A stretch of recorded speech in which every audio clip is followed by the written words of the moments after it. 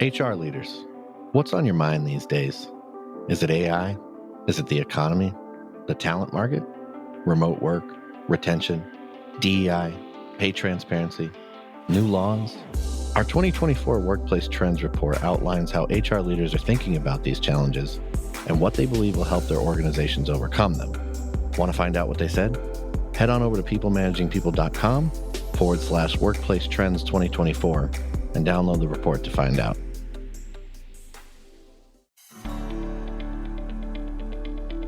Thanks for tuning in. I'm Tim Reitzma, the resident host of People Managing People.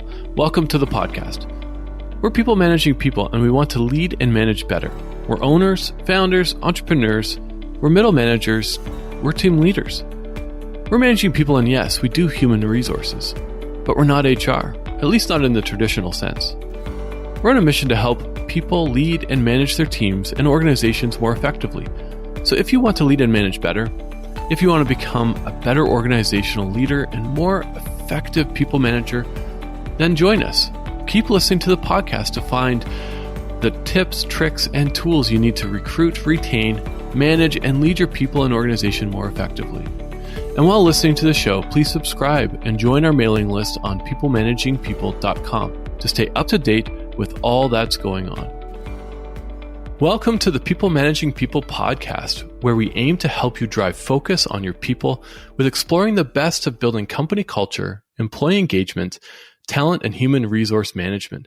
Thanks for tuning in. I'm your host, Tim Reitzma, culture creator with Spark Creations and co-founder of the Culture Assassins media company. Here's a question for you. Is your company stuck?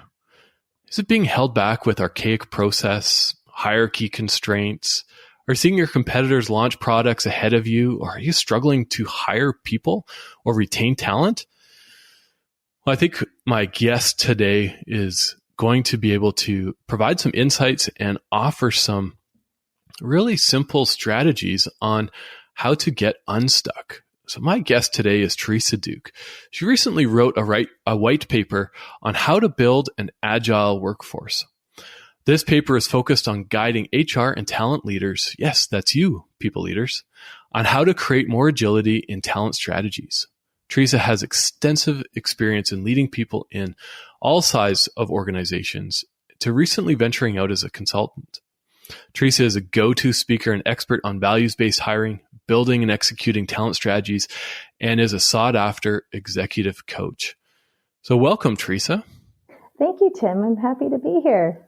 Yeah, I'm happy to have you. I've been following you for quite some time, as well as, we have a privilege of consulting with the same company, Spark Creations, and just love the work you're doing.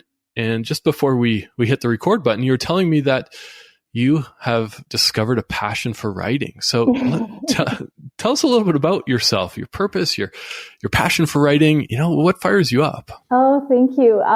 Well, writing found me, which was kind of funny. So in the 15 years of HR and recruiting that I've done in tech companies, you're always writing branding and communications, and you're teaching and training people a lot and conveying through the written word.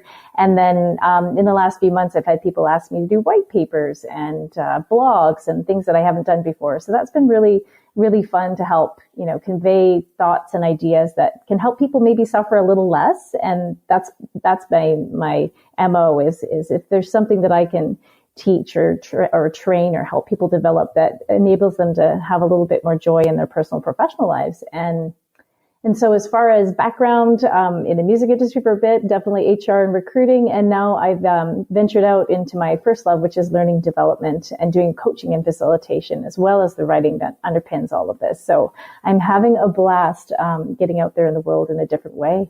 Wow. So yeah, your career has really taken you in many different directions. So, as a consultant in this space and really pursuing your passion of learning and development and also writing, what has been the biggest takeaway for you? Oh my goodness. The biggest takeaway. So I still feel like a newbie in the consultant land, but I say that you don't really get anywhere alone. So building a trusted network of people who tell you the truth and support you on your way has been one of the most important things. And I actually coach a lot of HR people from junior to senior, and with them, even the senior people, it's like, do you have a network of people that can support you, and how do you cultivate that? And it's very important because we don't get anywhere alone. Our life is a group effort at the end of the day. Even though we're running this show, it's really nice to have people along the way to support you. I love that you had brought up trust and trusted network. And the last couple podcasts, this has really come up as a topic. So, stay tuned, listeners, for a whole podcast or maybe even a series of podcasts on trust and what does it actually mean. And I'm sure that also plays into this white paper that you wrote on an agile workforce and how to build one.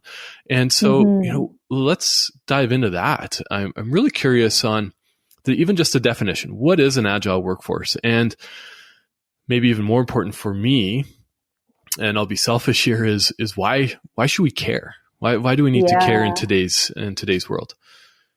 Well, you're going to find lots of buzzwords landing around when you look up agile workforce, and people try to, own it as a contingent workforce definition. At the very beginning of any kind of paradigm shift, you'll find terms being named and defined in many different ways, and then whichever one takes is the exciting one that lasts.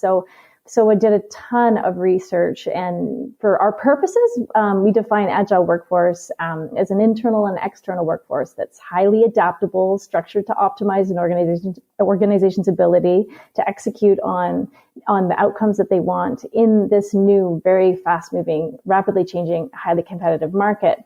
And so that's like the technical definition that we're working with. And I should mention this white paper was sponsored by Weaver. So they were wonderful people that helped bring this to life. And we need more of these types of products. And so there are basically internal and external elements to it. I make sure that I talk about internal, external elements because it's not just contingent. It's not just about external solutions for agile workforce. It's also internal. So internal would be cross-functional teams, reskilling initiatives and technology, how you basically put your teams together in an agile, very different way. In the external, it would be flexible on-demand freelancers, consultants, gigsters, people like that. It's important to know that you can have agility in your workforce in both ways. But perhaps before I go further, Tim, maybe I should back up just quickly to agile, like where it came from. That's because great. some people might not know what that is. And it is going to be defined in many, many slight variations, but it basically came because developers, software engineers, were really frustrated with the slow, frustrating delivery of technology in the early, in the 1990s. And by the time they would release products, customers and markets had moved on. And so a group of technologists that were fed up created the Agile Manifesto with 12 principles. And the principles are basically passion for customer, collaboration, continuous iteration. And they had all sorts of different methodologies that came out of that, such as Kanban and Lean and Scrum and so forth. So what does that mean for HR in terms of how we define the agile workforce? It's the agile piece is been maneuvered into that agility and flexibility and adaptability because we're now in this crazy market where everything is changing quite quickly, and the way consumers are behaving in what they're calling an on-demand economy, where we are getting everything quickly from our ride shares to our delivered groceries to our solutions online. It's changing the way that companies are having to develop things. They have to be faster, speedier, more innovative. And so that influences the way we structure our staffing and the way we hire and retain talent. And so in order to be competitive, we need to make sure that our workforce is changing alongside these types of economic changes as well. The World Economic Forum actually calls this the fourth industrial revolution. And before it was, relatively linear, that the one before this was digital. But now the change is exponential and it's disrupting almost every industry and transforming entire systems of production and management and government. So it's crazy. So if you're confused, be kind to yourself because no one knows exactly where things are going. Basically. And And the workforce itself, with all of this on demand, they're like, hey, things are changing. Like there's kind of an inversion. Before it was like the companies were the powerful people, and they still are. But now the workforce is saying, hey, I want to work remotely. I want to work in this way. And wow, technology facilitates my ability to have freedom. And what does that look like? So the nature of the workforce is changing. And so the agile workforce itself has different needs. And then one of the most painful pieces is there's a lack of skilled talent. So you're like, oh, but we have more population. Yes, but we don't have as many of the skilled talent that we need to meet this increasing demand, because every company is now becoming a technology company. And not only that, but now we're competing on the global market. So companies all over the world are now vying for the same talent. There's like, I think they said Ardent Partners did a study, 63% of businesses have got a scarcity in full-time talent pool. And 67% in another study were reporting talent shortages. So significant. And we're dealing with a lot of unknowns. Yeah, I think there's so many unknowns into the future, as well as the what the future workforce is going to demand, right? We've seen a real high rise in the remote workers, and there's companies like Zapier who's fully remote, 100% remote, versus very traditional brick and mortar companies who may be struggling with how to figure out how to have more of an agile process or agile talent pool. So as a people leader, whether you're someone who leads a team of one, or you're sitting at the top of an organization, if you want to think of traditional hierarchies, you'd mentioned highly adaptable. So I'm really curious, what do you think gets in the way of organizations becoming adaptable? And I bring this up because I was working with a local tech company recently who instituted or implemented a 1 day a week work from home policy. And it was, it was great. That's what the team was looking for. So, is that the way to do it? Just institute something, or do you just kind of let it happen? What are your thoughts on that?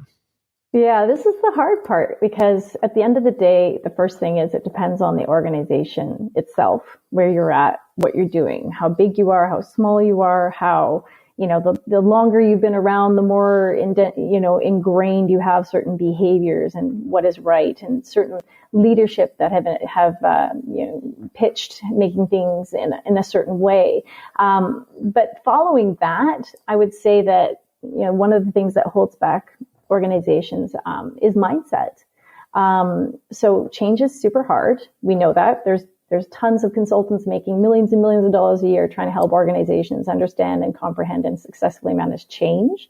But there's this fear of change that we have. And up until the third industrial revolution, companies were set up for reliability and predictability. It was about having control. And you'll see a lot of mature organizations fall into this type of way of being.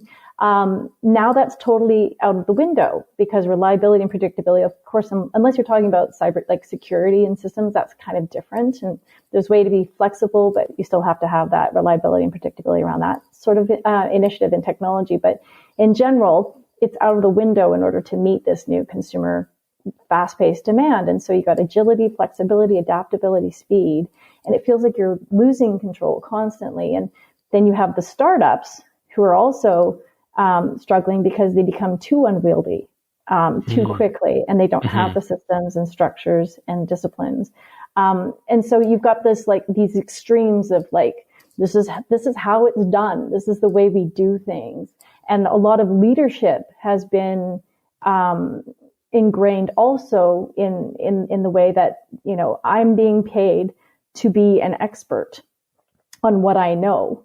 And if I'm not an expert, then who the heck am I?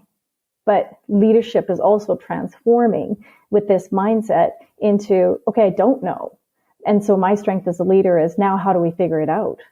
Even some people would venture to say, how do we disrupt ourselves constantly? So how do we think like a competitor, looking at ourselves 2 to 3 years down the line, and see how we could undo the business that we have built?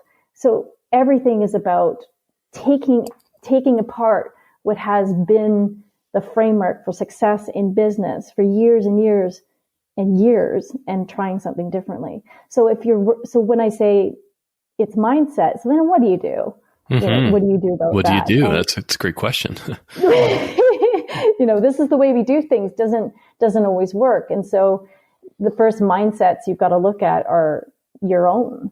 And it's like, so how am I having flexibility, adaptability, looking at what's possible for the future, and how can I take apart what I've built if I need to, and how attached am I to that?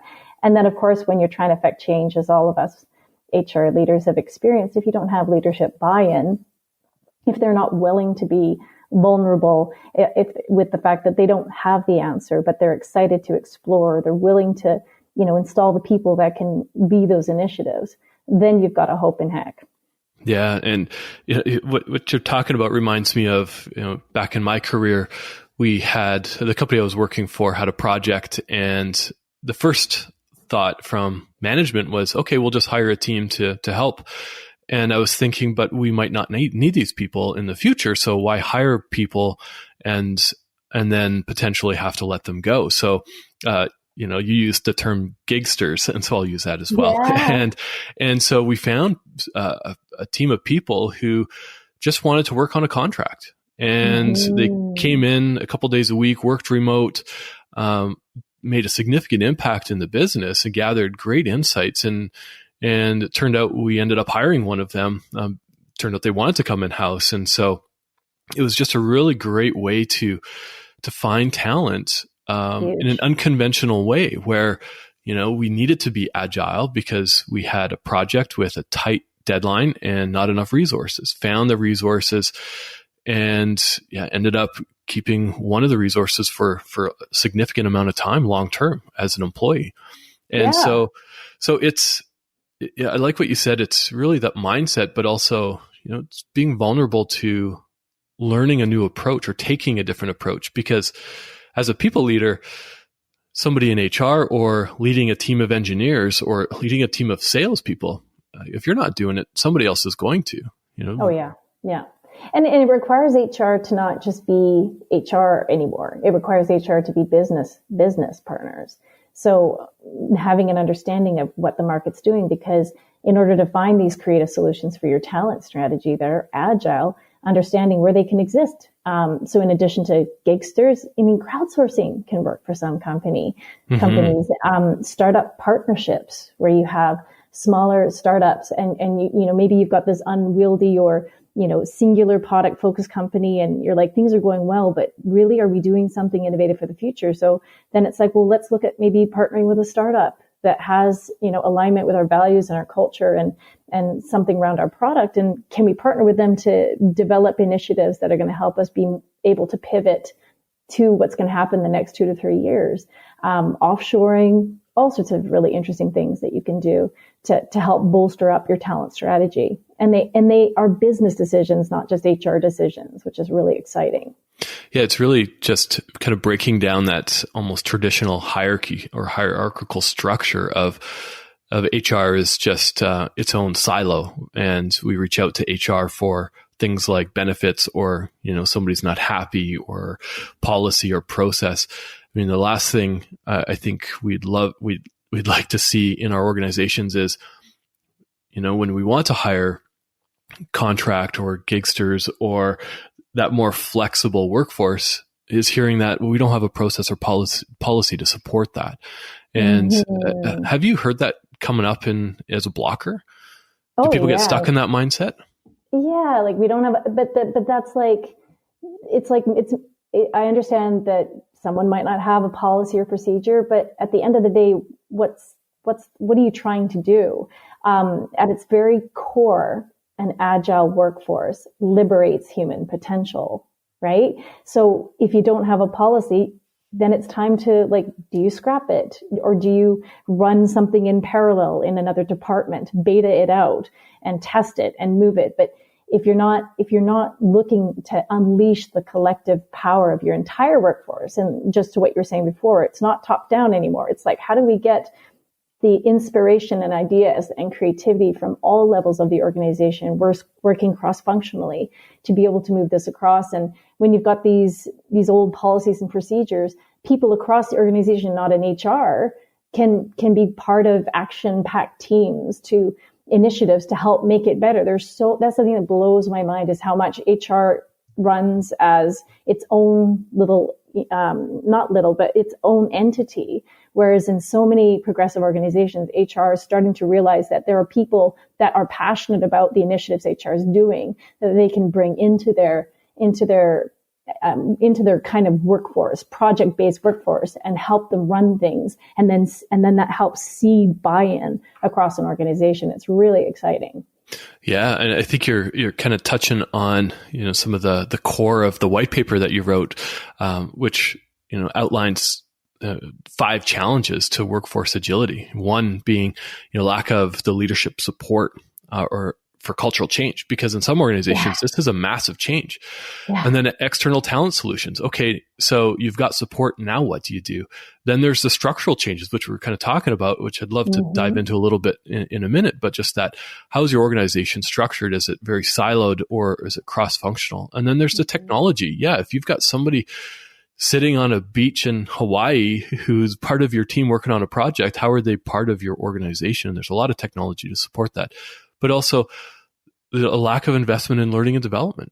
Mm-hmm. So how do we then support our people? But, we're kind of on this going down this little path of hierarchy. And this has come up in the consulting that I've been involved in as well. Is, do we scrap the traditional hierarchical structure?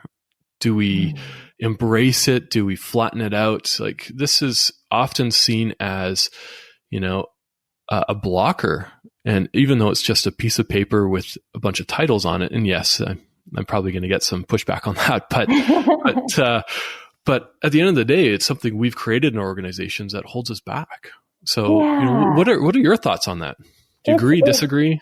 Oh, it's like the $1 million question. The way things have been done, are they going to be the way we do things going forward? So again, like I said before, not necessarily should you rip it all down and completely start with something new and fresh. Again, it depends on the size of your organization, what you're handling, where you're at, what are the business needs at a particular time. But there's some interesting solutions that can help. So again, we're talking about change and the art of change. So Cotter, John Cotter, like the change management guru, he's got this really interesting theory or suggestion, which is he recommends companies that are like maybe medium to larger companies to try out a dual operating system, where you build out a smaller project-based entity.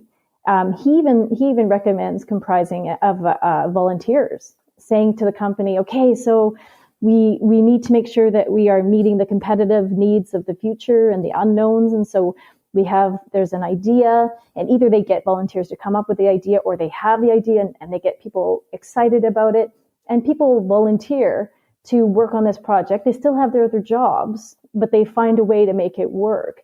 And the interesting thing is if this new project starts working, people hear about it because they're still in their other jobs. They start talking about it, they're excited, and they're able to use more flatter based communication structures as opposed to the usual hierarchical, put things closer to the customer even, right? So that's one of the key things around agile, is listening very closely to the customer. And so they're able to build these different operating structures, infusing them. And as it gets very successful, the success kind of speaks for itself. It's like modeling success.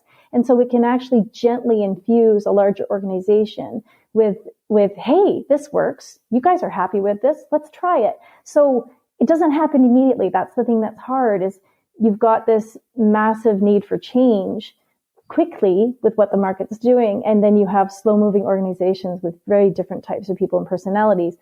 An example of a corporation that moved was like Microsoft. They changed mindset into growth and adaptability and resilience. And they were able to do it by having all sorts of different types of theories about how to do that. But I love Cotter's because it's a little bit gentle. And like I mentioned before, others will get startups and they'll be like, look at this cool thing. And they'll find a way to integrate the product that the startup is doing into the initiative of the larger organization, which is never easy. But as we said, it always has to start with the top. If you want a really radical example, is one of my most favorite radical examples of massive change, is I love an example. Yeah. I love this story. It's ING, the Dutch bank. And so a few years ago, they were realizing that the way consumers were interacting with banking was completely changing, flipping into that more on demand as opposed to what it was before. Before it was like, our banking hours are this and you will like it. And now it's like, heck no, consumer wants it when the consumer wants it. So what they did is they decided to start with their headquarters, again, starting with a piece of a company as opposed to the whole company. And they put 3,500 people on what they call mobility, which is kind of like putting people on notice that they don't have a job anymore. And they became very clear about what was the type of mindset that was going to be needed to be able to make the bank move forward into the next, 10, 20 years. And of course, it was very associated with agile mindset. And they made everybody go through interviews. And they found, astonishingly, that 40% of people went into different jobs. That they weren't even doing jobs that they were good at, like that they wanted to do or were qualified to do. And they ended up with 1,000 people left after the 3,500 to build the rest of the company. And the other interesting thing is that you would think, oh, they were mostly young people, right? It's like, no, they had a huge amount, like a very even balance almost of people who were older. It's just that they had the mindset of adaptability and resilience and openness to change and learning and growth. And that's what they found was fundamentally needed. So there's all these very fascinating initiatives. Of course, you got to go, they might have had some local laws and things like that made this type of complete radical overhaul possible for them. But you can go gentle or you can go swift. It just depends on the aptitude and what your leadership is ready to do. Yeah, I love that. And I love that example that you brought up, the ING Bank. And just in terms of, it's moving from the traditional way of here's our hours, and so you will come, and listening to the customer in a different way. And that takes a lot of change. But it starts with the leadership, right? And I think, whether, we're not going to go down that path of, traditional hierarchy versus flat. And again, it's a whole other podcast, but I think the story in that is, if you've got a few people in your organization who, or maybe you're even one of them who is always making that decision, well, guess what? You have a team of people who are uniquely bright and have insights and different questions and ideas. And so I think that's one of the beauties of an agile team and an agile workforce is encouraging different points of view and encouraging different schools of thought. And so as a talent leader, a people leader, HR leader, you're seeking to create that. It's really a massive shift. It's not like you're going to wake up tomorrow and say, oh, okay, let's do a podcast and this is something we should be doing.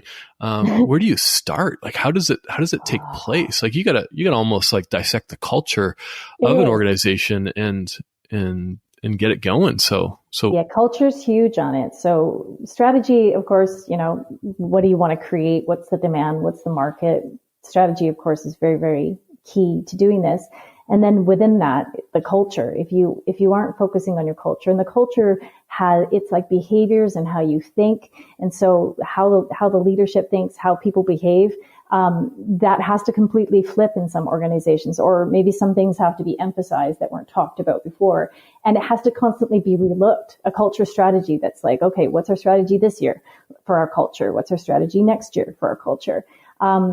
And also another piece is like when you're looking at overhauling in terms of an agile, trying to get more of an agile strategy in order to help your business become more agile from that perspective. It's really important to make sure that you've got, obviously you've got your leadership buy-in. And, I totally forgot what I was going to say. But yeah. Oh, yes. Now I remember. So it's really important to look at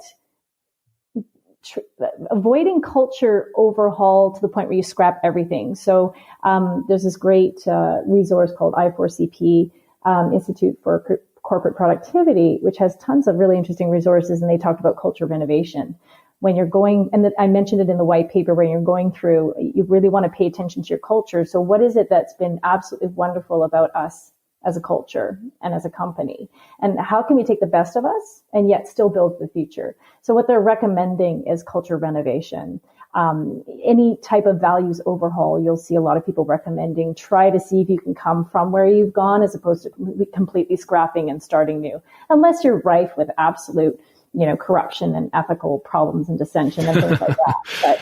But, then you should probably start fresh. Then maybe start fresh would be great. But, and you mentioned trust too, Tim, like, at the beginning of our call, and trust is a piece of this because, the internet as a whole has kind of created a power inversion, right? So before, power was in the hands of a few in terms of who controlled knowledge and information. Now we have so much knowledge and information. And so now consumers and workers have way more knowledge and information to make their decisions. And so with trust, it's like, well, they have a lot more information now. Can we create structures to help them feel trusted?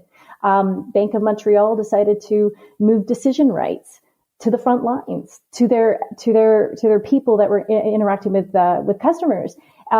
So they let them make decisions before that coaches and people like that coaches and managers would make. But because they did that, they were trusting them. And then the cool part is that they were able to increase the speed because there was less red tape and time spent checking on if this was okay with Bob and Sue and Nancy. So the trust piece, I mean, if you want to look at it, almost feels like, social emotional growth that Agile ties into if done well. A trusting, well-rounded workforce that's liberating its potential and feeling like it's contributing on all levels. Yeah, no, absolutely. I think, trust is a foundation, in my opinion, to any organization, from the very beginning all the way through to how you hire, how you release products, and I think trust is a massive conversation on its own, and so I think for our listeners, if you're listening and thinking, okay, I'm maybe looking to hire someone, maybe internally because we're growing. There's an opportunity there to not necessarily have to hire someone and relocate someone into your office or into your building. It's to look at maybe hiring remote. Is it a project? Is it? I read a stat once where if you hire someone and they don't work out, it can cost anywhere up to a third or half of that salary. So.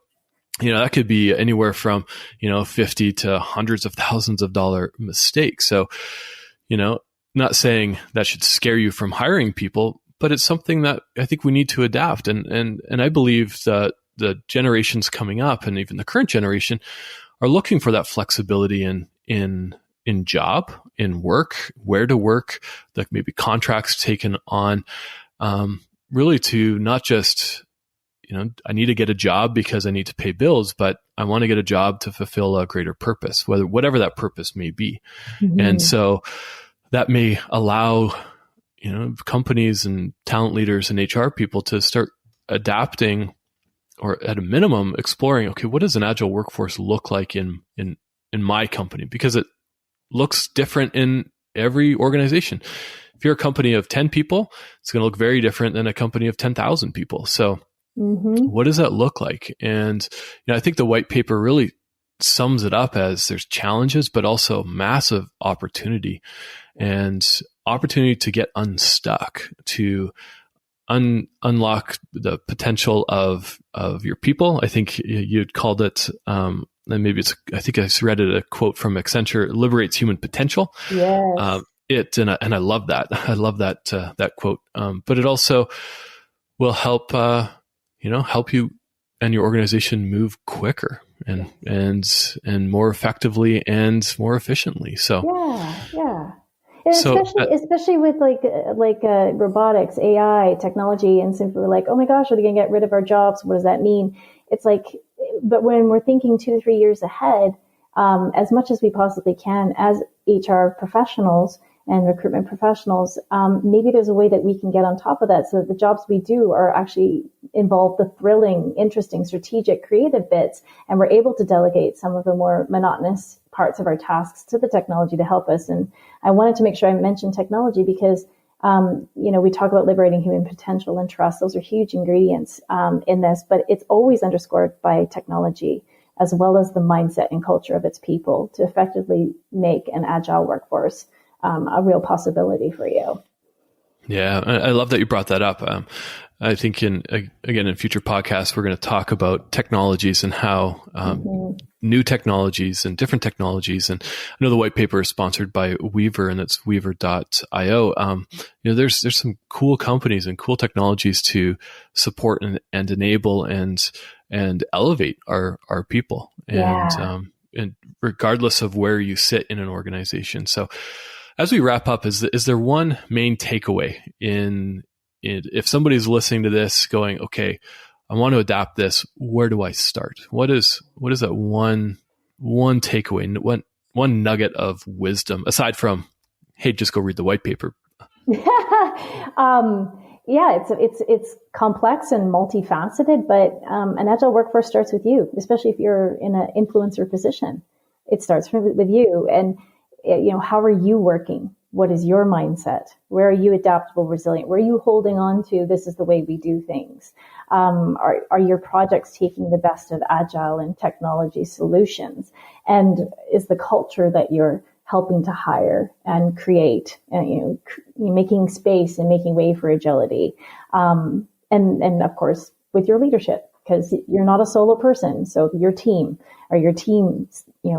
manifesting these behaviors. If you have that, there's a place you can start from. And if you're not sure, then there's tons of resources that are popping up, like this paper and other podcasts and training. And it's actually very exciting because at its best, like we said, it has the capacity to open up people to a greater contribution level from any level of an organization, even if you eradicate the levels. It's very, very exciting. Mm-hmm. I love that. And so we will have a link to the white paper down below in the comment section. So, we can guide our listeners to that. And also, Teresa, how can people track you down? Yeah. So I'm in the process of building websites, so you can always find me on LinkedIn. So I'm Teresa without an H, Duke, D-U-K-E. And you can also email me, teresa@teresaduke.com. And I love talking about all of this stuff. So I'm happy to connect anytime.